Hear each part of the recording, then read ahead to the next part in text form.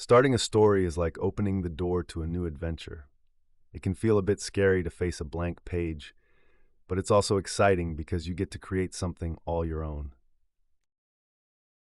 Whether you're writing your very first story or you've written stories before, the beginning is your chance to grab your reader's attention and make them want to keep reading. For middle school writers, this process should be fun, creative, and not too overwhelming. Let's explore how to start a story in a way that's simple, engaging, and perfect for you. The beginning of a story is super important. It's like the first taste of your favorite snack. If it's good, you want more. A great story opening does a few key things. It makes the reader curious about what happens next. It gives a hint about what the story is about, like who the main characters are, where the story takes place, or what kind of mood it has, such as funny, spooky, or exciting. It sets up the adventure so readers feel like they're stepping into your world. Don't worry if starting feels tricky. Even grown-up writers who've written tons of books sometimes find it hard to begin. The good news is you don't need to have every detail figured out right away. You just need a spark to get going, and we'll talk about how to find that spark. To make starting your story easier, think about 3 big questions that can guide you. These questions help you turn that blank page into the start of something awesome. Let's call them the idea question, the details question, and the confidence question. Each one helps you take a step toward writing a story you'll love. First, let's talk about the idea question. What's your story about? Every story starts with an idea, like a seed you plant that grows into something bigger. Your idea could be about a character, like a kid who loves skateboarding, or a talking animal. It could be about a place, like a mysterious cave near your school, or a faraway planet. Or it could be a situation, like finding a hidden treasure map, or getting stuck in a treehouse during a storm. You don't need to know the whole story yet. Just one idea that excites you is enough. For example, maybe you want to write about a boy who discovers a magical key in his backyard. That's a great starting point. You don't need to know what the key unlocks or what happens next. The idea is your spark, and it's what gets you excited to write. To help you find your idea, try thinking about something you love, like a favorite game, a place you've visited, or even a dream you had. Write down one sentence about your idea. For example, Jake finds a glowing key buried under a tree in his backyard. That's all you need to start.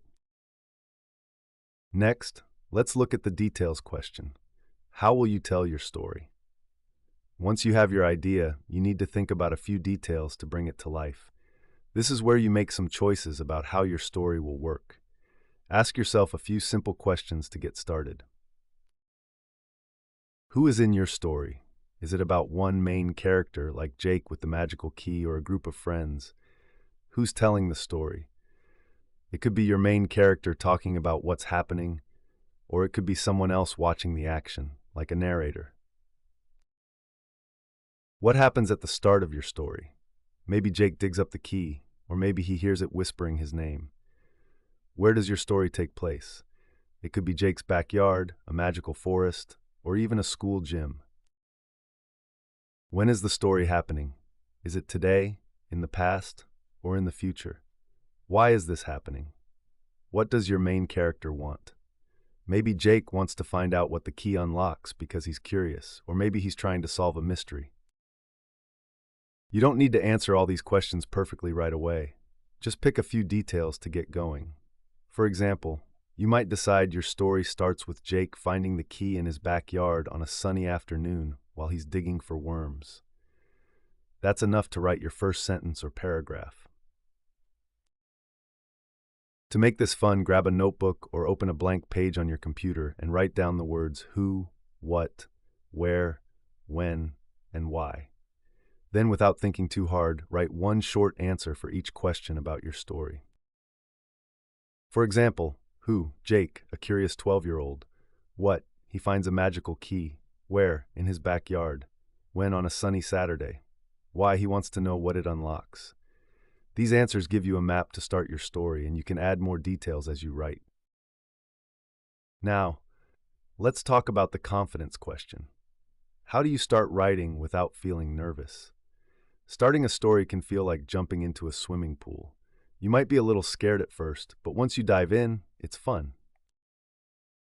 Here are some tips to help you feel brave and excited to write. First, you don't have to start at the very beginning of your story. You can write a scene from the middle or even the end and figure out the start later. For example, you could write about Jake opening a secret door with his key, then go back and write how he found it. Second, you don't need to know how your story ends. It's okay to discover what happens as you write. Sometimes, not knowing the ending makes writing more like an adventure because you're exploring the story just like a reader will. Third, your first try doesn't have to be perfect. Think of it like a rough sketch when you're drawing. You can always go back and make it better. Finally, have fun. Writing is your chance to create a world where anything can happen. Imagine you're telling your story to a friend, and let your imagination run wild. To practice, try writing one sentence to start your story. It could describe what your character sees, something they say, or something they do. For example, Jake's shovel hit something hard, and when he brushed away the dirt, a shiny key glowed in the sunlight. That sentence sets up the story and makes the reader curious about what happens next. If you're stuck, try picturing a moment from your own life, like a time you found something interesting or went somewhere exciting, and turn it into the start of a story. Let's try putting these ideas together with a simple story example. Imagine a story about two friends, Mia and Liam, at a school science fair. Mia is nervous because she's presenting her volcano project, but Liam is there to cheer her on. Let's answer the 5 questions to get started. Who? Mia and Liam, best friends in 6th grade. What? Mia's volcano project erupts unexpectedly, spraying glitter everywhere. Where? The school gym, filled with science projects and students. When? A Friday afternoon in the present day. Why?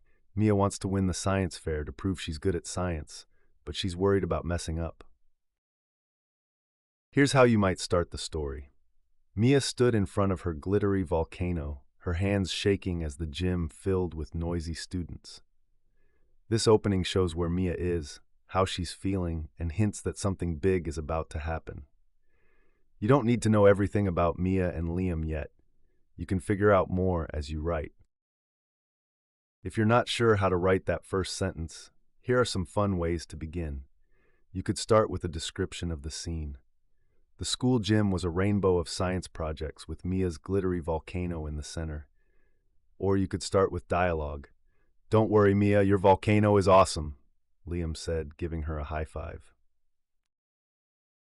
You could show a character's thoughts. Mia thought, "What if my volcano explodes in front of everyone?" Or you could begin with action. Mia accidentally bumped her volcano and a puff of glitter shot into the air. Try writing a few different openings and pick the one that feels the most exciting to you. There's no wrong way to start, just choose what feels fun. Sometimes, a story is more than just what happens. It can have a deeper idea or feeling you want to share. For example, maybe Mia's story is about learning to believe in herself, even when things go wrong. You don't have to know this big idea right away, but thinking about what your story means can help you decide how to start. For example, if you want your story to be funny, you might start with something silly, like Liam slipping on glitter. If you want it to be mysterious, you could start with Mia noticing something strange about her volcano, like a glowing light inside it. The way you start sets the mood for the whole story.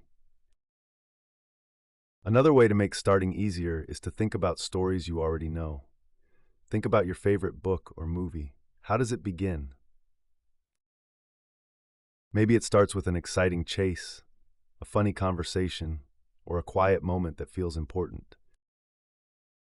For example, in the movie The Incredibles, the story starts with Mr. Incredible saving people, which tells us he's a superhero and sets up the action. You can borrow ideas like this for your own story.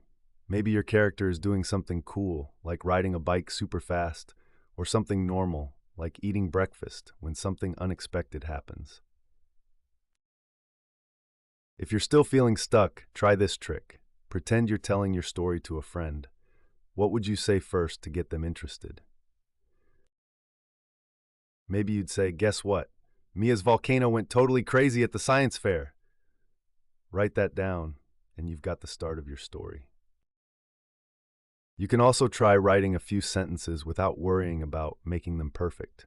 For example, Mia spent all week building her volcano, but now it was acting weird. Liam nudged her and said, "It's going to be fine," but Mia wasn't so sure. Those sentences give you a starting point, and you can keep going from there.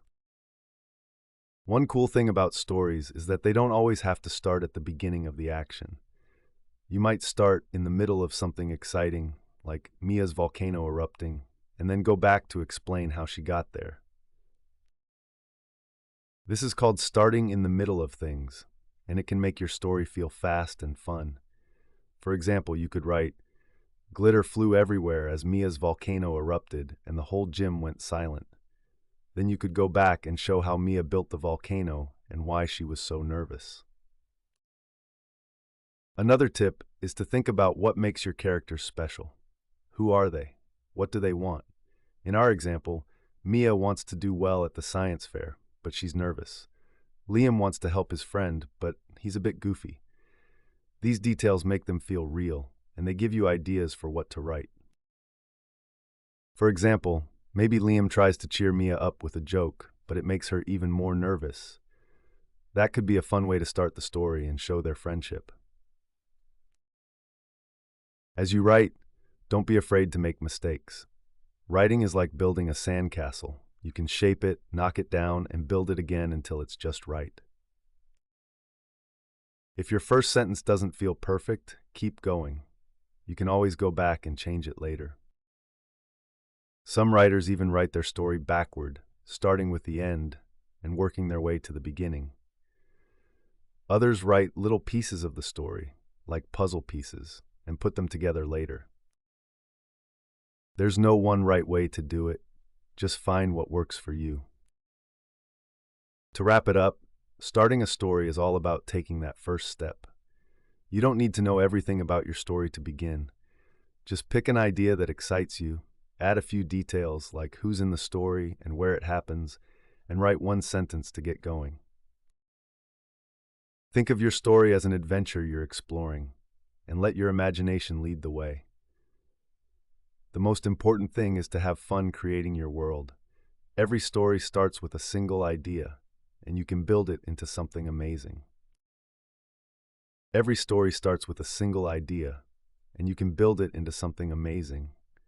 Here's a fun activity to try. Think about something you saw recently, like a funny moment at school, a cool place you visited, or even something on TV. Write the first paragraph of a story about it. Use the who, what, where, when, why questions to help you. For example, if you saw a dog chasing its tail in the park, you could write about a dog who's trying to catch a magical tail that grants wishes. Share your paragraph with a friend, a teacher, or your family to see what they think. Keep writing, and you'll be amazed at the stories you can create.